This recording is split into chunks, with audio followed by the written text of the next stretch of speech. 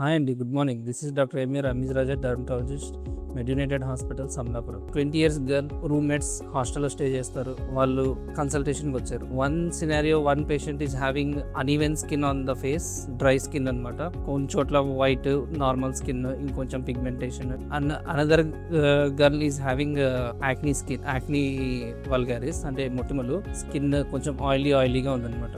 And వాళ్ళని routine care ఏంటి మీరు యూస్ చేస్తారు అని క్వశ్చన్ అడగంగా డ్రై స్కిన్ అమ్మాయి చెప్పడం ఏంటంటే తను face wash with salicylic acid, glycolic acid use చేస్తున్నారు. అండ్ యాక్నీ స్కిన్ పేషెంట్ని అడిగితే తను చెప్పింది ఏంటంటే నైట్ టైం మాయిశ్చరైజర్ అప్లై చేస్తారు అని చెప్పారనమాట. ఇక్కడ ఎట్ ద ఎండ్ వాళ్ళు అడగడం ఏంటంటే ఫస్ట్ అమ్మాయి స్కిన్ డ్రై స్కిన్ ఏమైనా ఫేస్ వాష్ సజెస్ట్ చేస్తారా అని అడిగారు.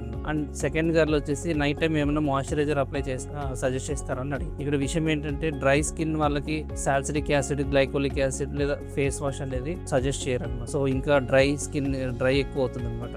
అండ్ సెకండ్ పేషెంట్ వచ్చేసి she asked about moisturiser. Oil skin ఉన్న వాళ్ళకి యాక్ని ఇంకా ఎక్కువ అవుతుంది మాయిశ్చరైజర్ రాస్తే, సో తనకి కూడా అడ్వైజబుల్ కాదు.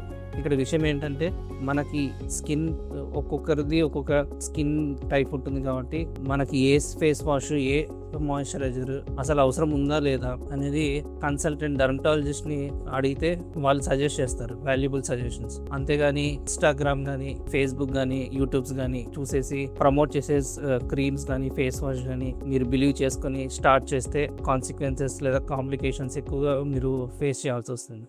Thank you.